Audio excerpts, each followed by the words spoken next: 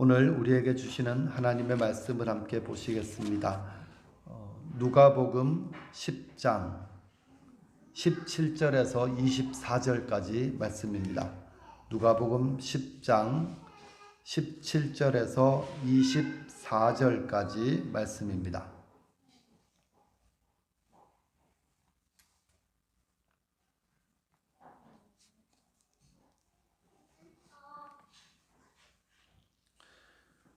우리 한 절씩 번갈아 가면서 읽도록 하겠습니다.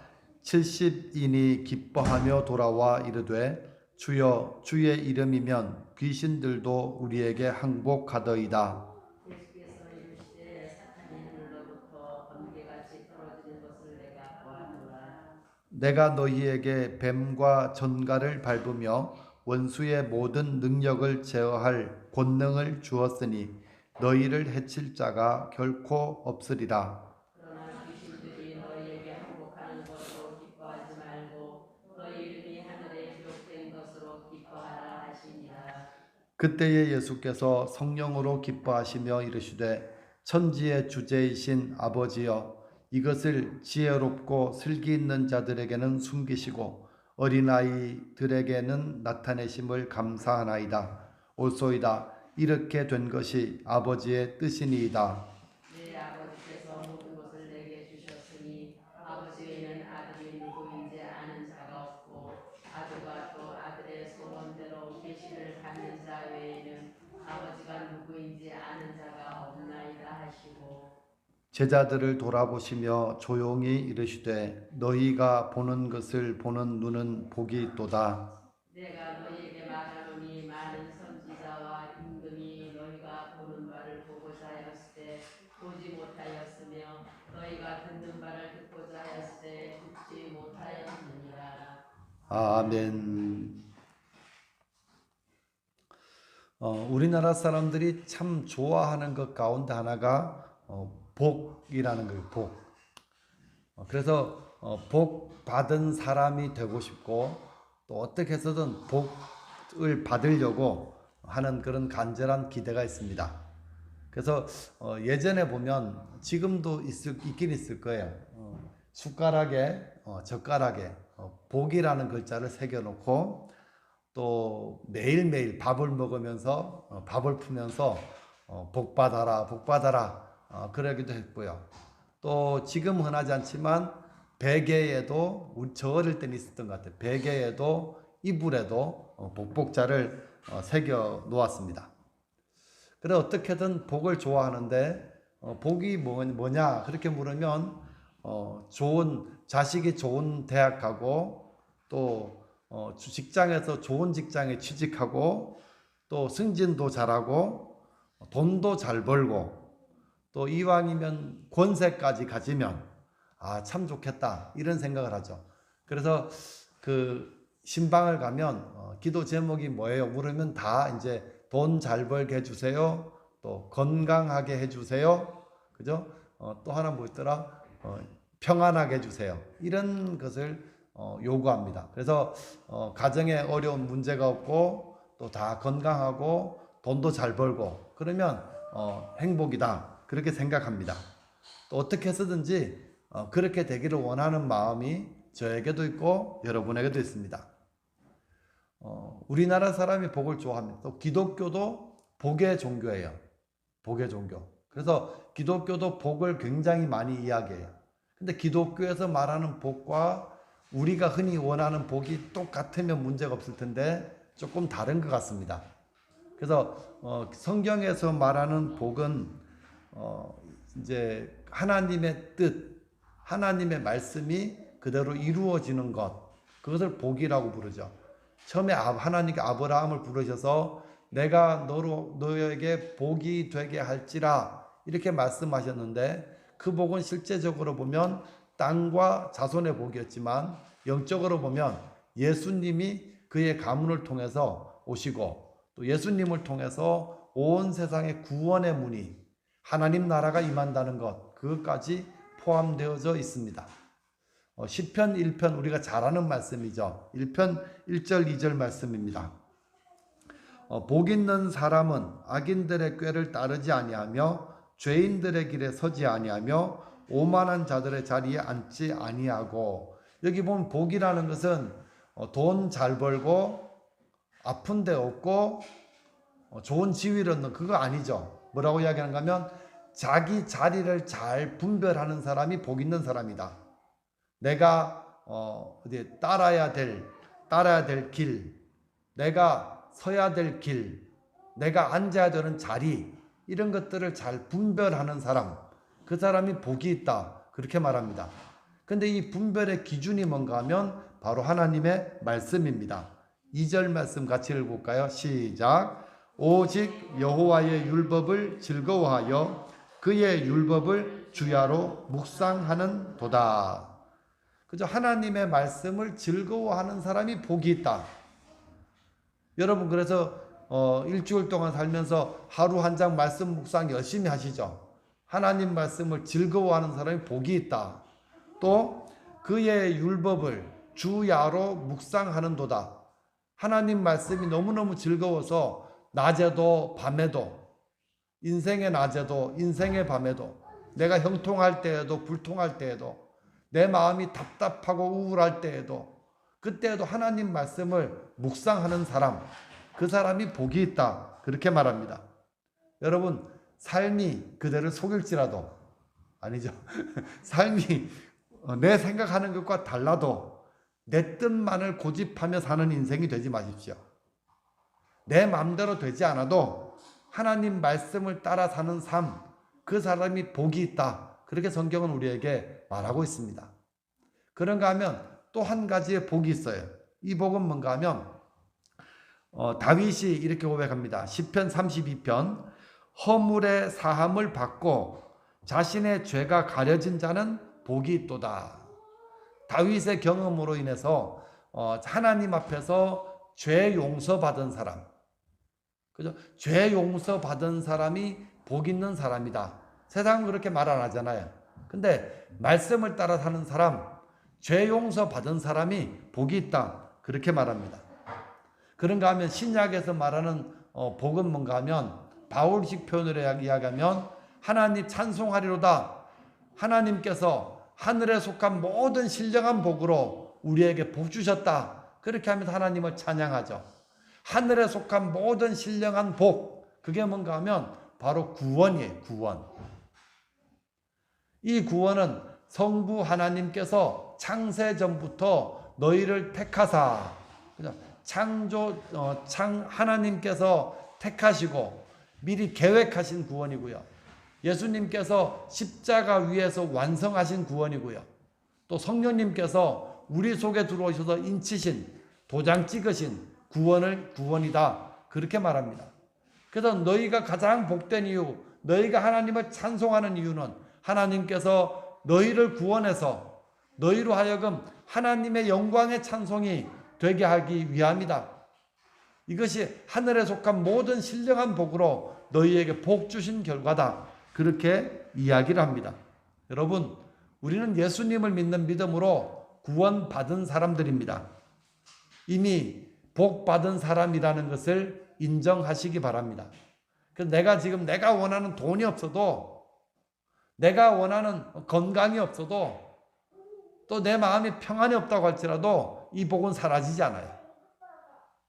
이 복은 하나님께서 우리에게 작정하시고 우리를 구별하셔서 주신 것입니다.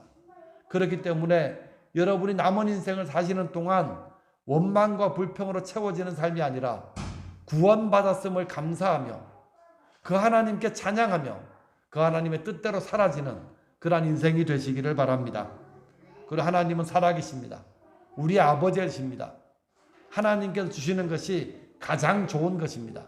때로는 내 생각과 달라도 하나님은 하나님의 때에 하나님의 방법으로 우리에게 꼭 필요한 것을 주시는 분이심도 믿으시기를 바랍니다. 그래서 하나님께 주시는 은혜, 하나님 나를 도와주세요. 하나님 내게 은혜 베풀어 주세요. 하나님 나를 인도해 주세요. 내가 불의와 타협하지 않고 유혹에 넘어지지 않고 믿음의 길을 잘 갈 수 있도록 도와주세요. 주님의 은혜를 구하며 사는 그런 삶이 되시기를 바랍니다. 요즘 우리 교회가 하루 한 장 말씀 읽기 혹시 무슨 성경을 하는지는 알아요? 누가복음 말씀이죠. 누가복음. 제가 누가복음을 쭉 보다가 요거는 한번 우리가 교인들과 함께 나눴으면 좋겠다 싶은 감동이 마음속에 와가지고 제가 한 3, 4주 정도는 교회력 설교를 잠시 멈추고 누가복음에서 예수님이 말씀하신 복, 하나님께서 주시는 하나님 나라의 복에 대해서 몇 가지를 좀 말씀을 나누려고 합니다. 여러분, 예수님께서 말씀하신 복을 알고 그 복을 누리며 사는 그런 성도가 되었으면 좋겠습니다.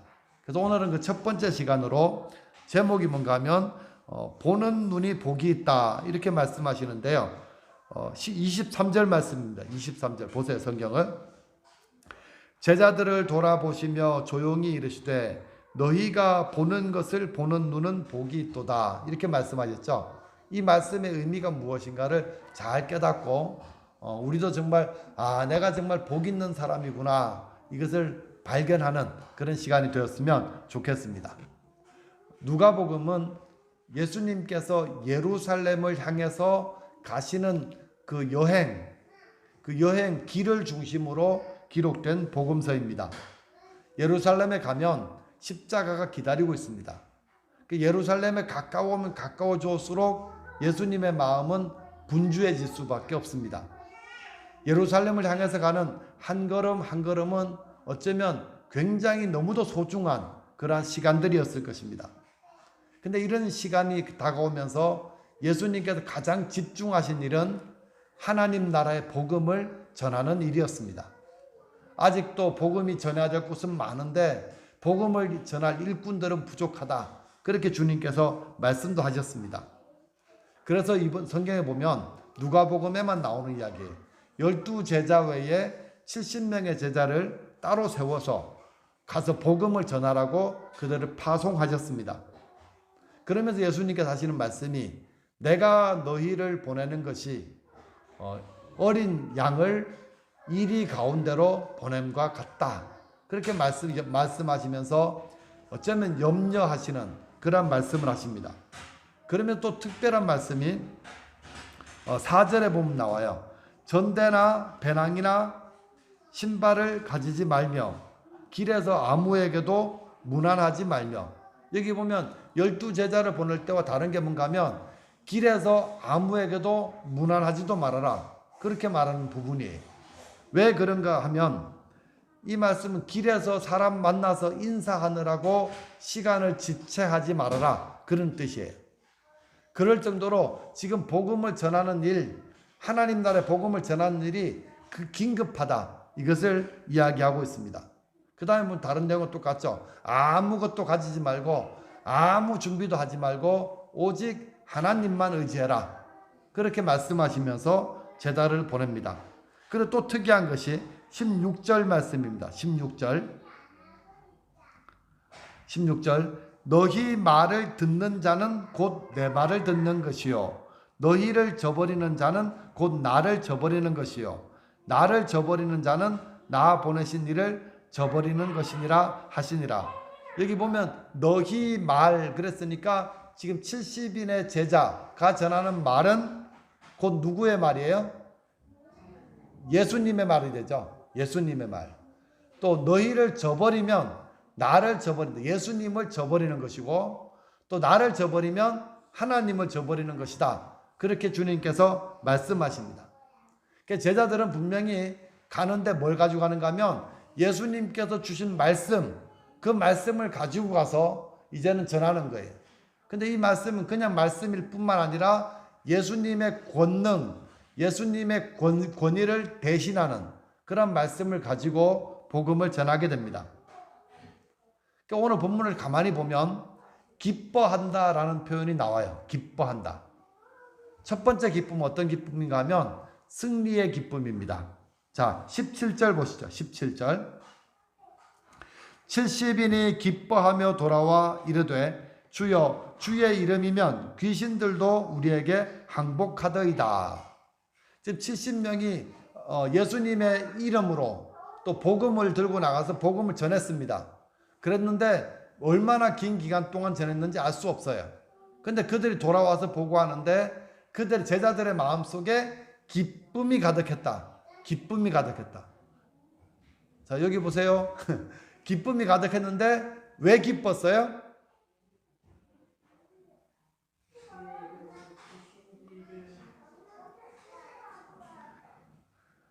그러니까 예수님의 이름으로 복음을 전하고 예수님의 이름을 전했더니 귀신들도 항복하더이다. 이 일을 보니까 너무너무 기뻤던 것이죠. 다시 말하면 제자들이 복음을 전하기 위해서 가는 곳곳마다 귀신들이 꼼짝 못하고 항복하는 것을 보았다는 거예요. 제자들은 예수님께 돌아와서 빨리 이 소식을 전해야지 기쁨과 흥분과 그 감동을 감추지 못하고 있습니다. 여러분, 여기도 중요한 것은 예수님의 이름으로예요.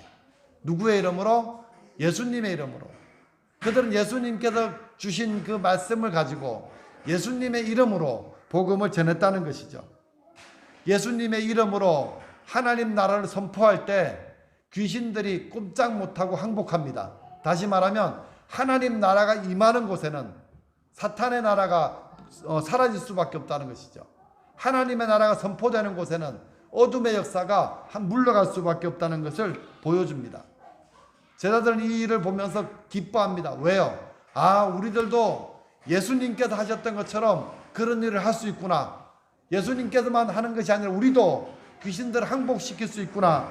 이것을 발견하고 너무너무 기뻤습니다. 여러분, 우리에게는 이런 기쁨이 있습니까? 이미 우리에게도 적용되는 거예요. 왜냐하면 우리가 예수님을 믿기 전에는 사탄의 나라에 있었습니다. 사탄의 권세 아래 있었습니다. 사탄의 노예로, 죄의 노예로 그렇게 살았습니다. 사탄의 종노릇하였고 그 아래서 꼼짝 못했습니다. 하지만 이제는 상황이 달라졌습니다. 우리에게 하나님께서, 예수님께서 예수님의 이름을 허락해 주셨습니다. 우리는 그 이름으로 기도하는 사람들이었고 그 이름으로 선포할 수 있는 사람들이 되었다는 것이죠. 이 이름으로 사탄에게 이길 수 있는 존재가 되었습니다. 여러분, 실제로 승리의 기쁨을 맛보십니까? 제가 두 번째 묻습니다. 어떤 때는 사탄을 이겨본 적도 있을 거예요. 제가 예전에 이렇게 꿈에서 이제 이렇게 꿈자리가 굉장히 어지러울 때 꿈속에서 저는 기도를 해요. 믿음이 좋죠? 주 예수 그리스도의 이름으로 명하노니 사탄아 물러가라. 그래 되면 어떤 때는 그게 확 그냥 아주 깔끔하게 물러가서 꿈이 이제 깬 적도 있었어요. 근데 어떤 때는 안 돼가지고 밤새도록 그냥 막 헤맨 적도 있더라고요.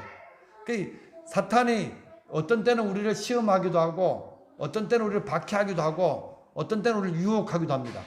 사탄은 얼굴을 계속 바꿔가면서 우리에게 도전해 올 것입니다. 어떤 때는 넘어지기도 합니다.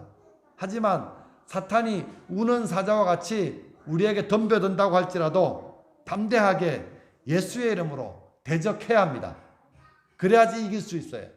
예수의 이름으로, 내 이름이 아니죠. 예수의 이름으로 대적할 때 이길 수 있습니다. 그럴 때 승리의 기쁨이 우리에게도 있는 거예요. 근데 한 번도 시험해보지 못하고 마귀가 끌면 끌리는 대로, 마귀가 흔들면 흔들리는 대로 그렇게 살아가면 기쁠 일이 없잖아요. 하나님 나라를 경험해 볼 수가 없잖아요. 실제로 민수기에 보면 그 가나안 땅에 12명의 정탐꾼을 보냈을 때 12명이 돌아와서 보고를 합니다. 그 중에 10명이 하는 말이 뭔가 하면 우리가 가서 보니까 가나안 땅은 정말 비옥한 땅입니다. 그들이 본 건 뭐예요? 땅을 보았죠. 근데 그 땅에 사는 백성들은 다 거인들입니다. 뭘 봤습니까? 그 땅에 사는 사람들을 봤죠. 하나님께서 우리의 그 땅을 정복하라고 하셨는데 우리가 보기에는 우리는 그 땅을 정복할 수 없습니다. 우리는 메뚜기와 같습니다. 이렇게 표현하죠. 이 아주 부정적인 보고를 하는 거예요. 근데 여러분, 여기에 어디에도 하나님의 약속도 없고요. 하나님을 보았다라는 이야기도 없잖아요. 그들은 땅을 보고 사람을 보고 그냥 못한다, 그런 평가를 내리는 거예요. 그러고 나니까 이 부정적인 보고가 백성들에 다 퍼져가지고 백성들이 밤새도록 하나님을 원망하면서 통곡했다, 그렇게 되어져 있습니다. 그런데 두 사람이 남았죠. 여호수아와 갈렙. 이 두 사람이 그때 일어섭니다. 여러분 우리가 하는 말을 들으십시오. 우리가 하는 말을 들으십시오. 그러면서 말하는 게 14장 9절 말씀입니다. 다만 여호와를 거역하지는 말라. 또 그 땅 백성을 두려워하지 말라. 그들은 우리의 먹이라. 그들의 보호자는 그들에게서 떠났고 여호와는 우리에게 함께 하시느니라. 그들을 두려워하지 말라. 이 여호수아와 갈렙의 보고에는 그 10명의 사람들이 못 보았던 것을 보고 있어요. 뭘 보고 있어요? 그들은 하나님을 보고 있잖아요. 맞습니까? 똑같은 걸 봤어요. 똑같은 상황이에요. 근데 중요한 것은 뭔가 하면 하나님께서 우리와 함께 하신다는 게 다른 거죠. 하나님께서 우리와 함께 하시기 때문에 그들을 두려워할 필요가 없다라고 이야기하고요. 그들은 우리의 밥이다. 그들은 우리의 먹이다. 이렇게 지금 이야기를 하고 있습니다. 마찬가지. 여러분이 살다가 두려운 일을 만났을 때 예수의 이름으로 그 두려움을 대적하시기 바랍니다. 그러면 두려움은 물러가고 하나님이 주신 평안이 여러분에게 임하게 될 것입니다. 마귀가 여러분들을 시험할 때, 그래서 마음이 흔들릴 때 예수의 이름으로 유혹하는 사탄을 대적하시기 바랍니다. 그럴 때 시험은 물러가고 하나님의 평강이 우리에게 임하는 것을 경험하게 될 것입니다. 우리는 그렇게 사탄을 이길 수 있어요. 사탄의 권세를 무력화시킬 수 있어요. 왜냐하면 예수님께 십자가에 달리실 때 이미 사탄은, 세상의 임금은 쫓겨났기 때문에 그렇습니다. 속지 마십시오. 마귀에게 지지 마십시오. 예수님의 이름으로 대적하고 반드시 승리하는 기쁨을 여러분들도 누리게 되시기를 바랍니다. 또 한 가지 두 번째 기쁨이 있어요. 이제 여러분이 찾으세요. 20절 읽어봅니다. 시작.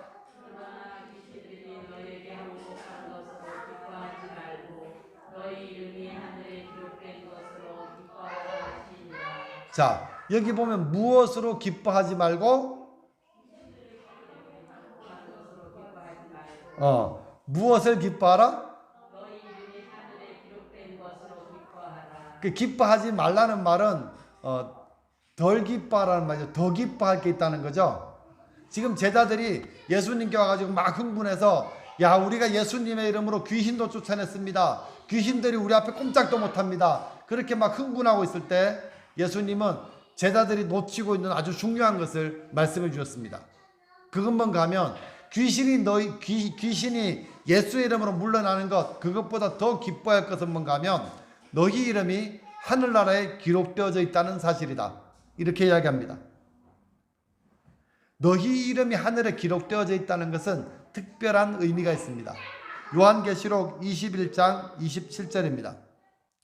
하늘에서 새 예루살렘 성이 딱 내려오는데 그 성에 들어갈 수 있는 사람들이 따로 있어요. 아무나도 못 들어가요. 자, 27절. 무엇이든지 속된 것이나 가증한 일 또는 거짓말하는 자는 결코 그리로 들어가지 못하되, 못 들어간다죠. 들어가는 사람 어떤 사람들인가 하면 오직 어린 양의 생명책에 기록된 자들만 들어가리라.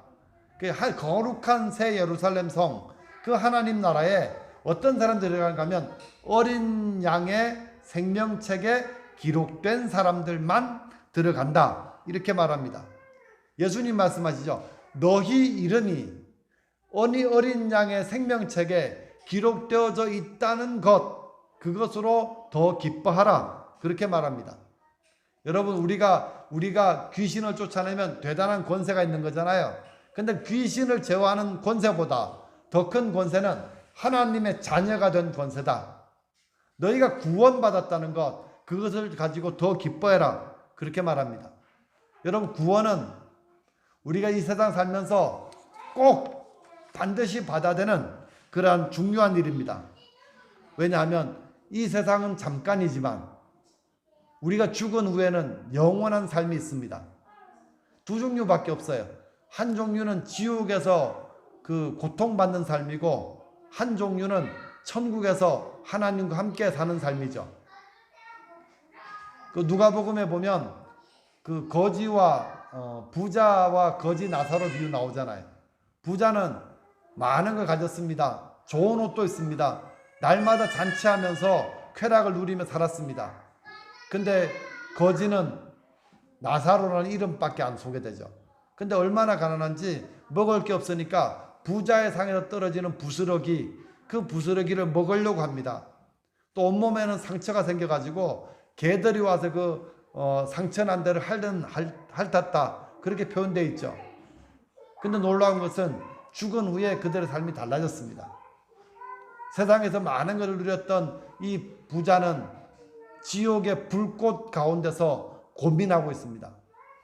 그러나 거지 나사로는 하나님께 나를 도우신다, 그 이름대로 주님을 의지하고 살았던 나사로는 아브라함의 품에 안겨 있습니다. 그래서 부자가 이 불꽃 가운데서 아브라함에게 간절히 기도합니다. 아브라함이여, 저 나사로에게 뭐라고 이야기해요?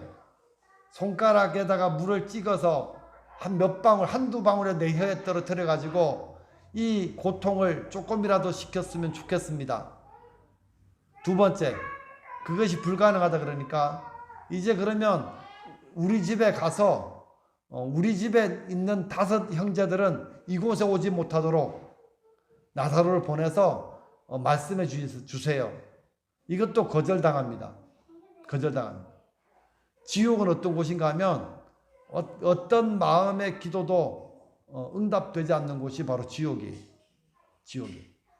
여러분, 예수님 말씀하시죠? 그곳은 구더기도 죽지 않고 소금으로 불치듯, 여러분 소금을 불에 뿌리면 타닥타닥 튀는 것처럼 그렇게 불로 소금 치듯 하는 곳이 바로 지옥이다. 거기는 구더기 죽지 않는다. 이 고통이 뭐예요? 내가 1년 동안 이 고통이 지나면 이제 괜찮아진다면 괜찮을 텐데 이 고통은 끝이 없다는 거예요. 끝이 없다는 고통. 그래서 예수님께서 말씀하시죠. 한쪽 눈이 범죄하면 그 눈을 뽑아내 버리고서라도 지옥에 들어가지 않는 것이 낫다. 네 손을 한쪽 팔을 잘라버리고 불구자가 되더라도 지옥에는 가지 말아야 된다. 그렇게 주님께서 말씀하셨습니다.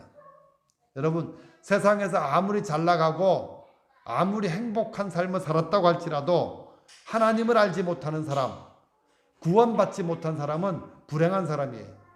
불행한 사람. 여러분, 어떤 표적이 나타나고 능력이 나타나는 것 기뻐해야 되는 일 맞습니다. 하지만 그것만으로 기뻐하지 마세요. 보면 그런 현상만, 특별한 현상만 따라가다 보면 길을 잃고 엉뚱한 길로 가는 사람들도 많이 있습니다. 마치 어떤 그 신유의 현장, 어떤 귀신을 쫓는 현상, 거기에만 따라가다 보면 중독되듯이 점점 그런 것들만 찾아다니는 거죠. 그러다 보면 말씀만 전하는 건 시시한 게 돼버리죠. 아, 더 센 거, 그렇게 찾아가다 보면 이단을 찾아갈 수밖에 없는 그런 모습이 됩니다. 특별한 현상을 따라가다가 예수님을 놓치는 것은 어리석은 일입니다. 여러분, 예수님을 믿는 믿음으로 구원받았고 여러분의 이름이 어린 양의 생명체에 기록되어져 있다는 것을 기뻐하시기 바랍니다. 그래서 세상에서 어떤 일을 만나든지 나를 구원하신 하나님, 나를 통해서 지금도 일하시는 하나님께 여러분의 삶의 초점을 맞추고 그렇게 살아가시기 바랍니다. 그래서 가장 중요한 것은 매일매일 삶을 통해서 주님과 관계를 통해서 성숙한 믿음을 가지는 거예요. 여러분, 기분 따라 믿지 마시고요. 매일매일 주님과 교제하세요.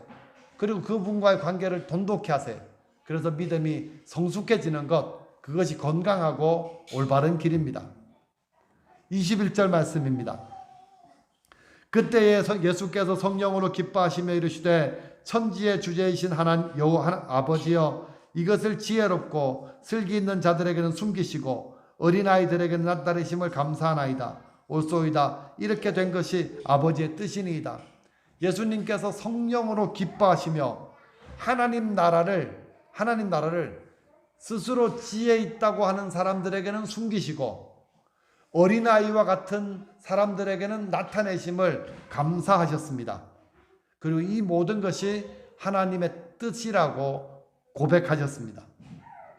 여기서 스스로 지혜 있다고 말하는 사람들은 어떤 사람들인가 하면 바리새인들, 서기관들, 또 백성의 장로들이죠. 그죠? 그런 사람들.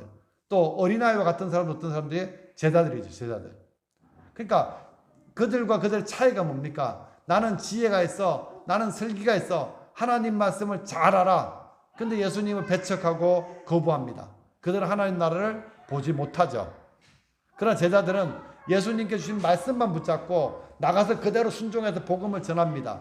어린아이와 같은 마음으로 그 말씀을 붙잡고 전했더니 하나님 나라가 그들에게 보여졌고 나타났다는 것입니다. 신기하게도 예수님의 어머니 마리아가 예수님을 이제 잉태하고 난 다음에 이 아이가 하나님의 아들이라는 것을 발견하고 나서 이런 찬양을 합니다. 누가복음 1장 51절입니다. 그의 팔로 힘을 보이사 마음의 생각이 교만한 자들을 흩으셨고 권세 있는 자를 그 위에 내리치셨으며 비천한 자를 높이셨고 줄이는 자를 좋은 것으로 배불리셨으며 부자는 빈손으로 보내셨도다. 하나님은 이런 분이에요. 인간의 예상을 깨고 인간의 모든 교만을 무너뜨리시는 분, 스스로 지혜 있다고 하는 그 지혜를 무너뜨리시는 분이십니다. 하나님 나라는 모든 사람들에게 열려져 있지만 모든 사람들이 그 나라를 볼 수 있는 건 아니에요. 주님의 은혜를 알고 나 같은 죄인을 만나주신 주님의 은혜를 알고 자기를 부인하며 주님 말씀을 순종하는 사람들에게 보여집니다. 바리새인과 같이 또 서기관들 같이 나는 말씀을 다 알아 그렇게 하면서 예수님을 배척했던 사람들은 절대로 하나님 나라를 볼 수가 없습니다. 지금도 마찬가지입니다. 예수님을 믿고 이 세상에 남부럽지 않게 살겠다 그런 마음만 가지고 사는 사람들은 하나님 나라를 볼 수가 없습니다. 하지만 나 같은 죄인을 구원해 주신 주님의 은혜에 너무너무 감사해서 나 같은 죄인 살리신 주원에 고마워 놀라워 그렇게 하면서 자기를 부인하고 주님의 말씀에 순종하고자 하는 사람들에게는 분명하게 보이는 나라가 하나님 나라입니다. 이제 결론입니다. 23절 제자들을 돌아보시며 조용히 이르시되 너희가 보는 것을 보는 눈은 복이 있도다. 예수님 분명히 말씀하셨죠. 너희가 보는 것을 보는 눈, 그 눈이 복이 있다고 말씀하셨습니다. 그러면 지금 너희가 보는 게 뭐예요? 너희가 보고 있는 게 뭐예요 지금? 지금까지 설명했습니다.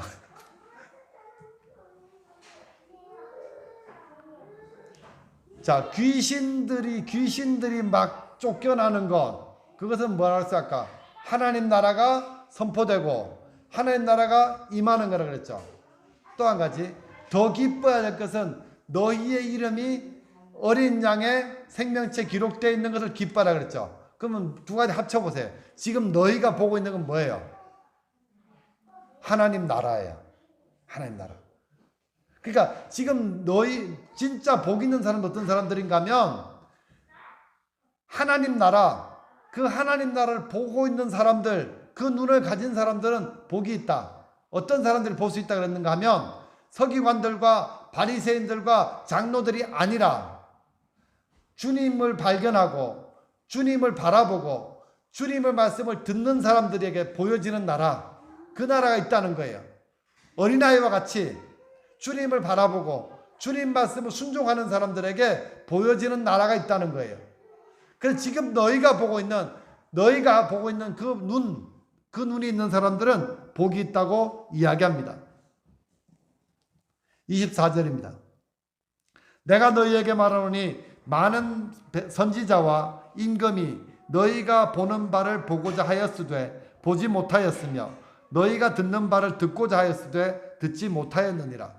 구약의 많은 선지자들과 왕들까지도 그토록 보고 싶어 했던 일은 메시아가 임하는 일이었습니다. 메시아. 그들은 다 예수님을 보지 못하고 죽었습니다. 하지만 지금 예수님 앞에 있는 제자들은 예수님을 보고 있습니다.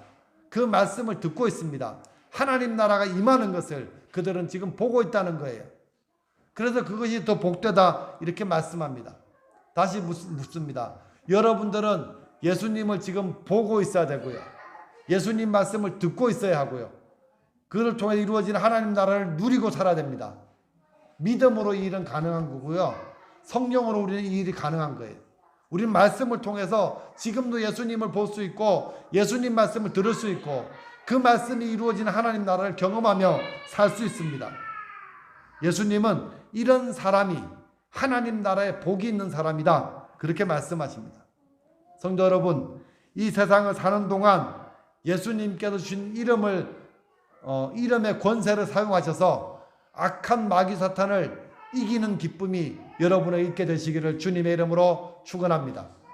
또 예수님의 제자들처럼 이제 우리의 이름이 어린 양의 생명책에 기록되어져 있다는 것으로도 더 기뻐하시는 그러한 성도가 되시기 바랍니다. 뿐만 아니라 예수님의 제자들처럼 날마다 예수님을 보고 날마다 예수님 말씀을 들으며 그 말씀을 순종해서 하나님 나라가 그림의 떡이 아니라 내 삶 가운데 이루어지고 내 삶의 자리에 나타나는 그러한 것들도 바라보며 사는 그런 복 있는 사람이 되시기를 바랍니다. 어린아이와 같이 깨끗하고 순수한 믿음으로 주님 말씀을 순종하면서 하나님 나라를 경험하며 사는 그런 복된 성도가 되시기를 바랍니다. 그래서 이 세상에 여러분 형편이 좋든지 안 좋든지 돈을 잘 벌든지 못 벌든지 건강하든지 아프든지 상관없어요. 이 세상에서 가장 복 있는 사람이 되어 사는 여러분이 되시기를 주님의 이름으로 축복합니다. 좋으신 아버지 은혜와 사랑을 감사합니다. 오늘 예수님께서 너희가 보는 것을 보는 눈은 복이 있도다 라고 말씀해 주셨습니다. 이 말씀의 의미를 잘 깨닫고 주님 우리가 날마다 예수님을 바라보며 날마다 그분의 말씀을 들으며 어린아이와 같이 순수한 마음으로 순종할 때에 주님 우리 눈앞에도 하나님 나라가 보여지게 하시고 하나님 나라를 누리며 살 수 있는 은혜를 허락하여 주옵소서. 세상에서 비록 약한 자로 살지만 세상에서 비록 낮은 자로 살지만 세상에서 비록 누리지 못하는 자로 살지만 주님 가장 복 있는 사람이 되어 살게 하여 주옵소서. 감사드리며 예수님의 이름으로 기도드립니다. 아멘.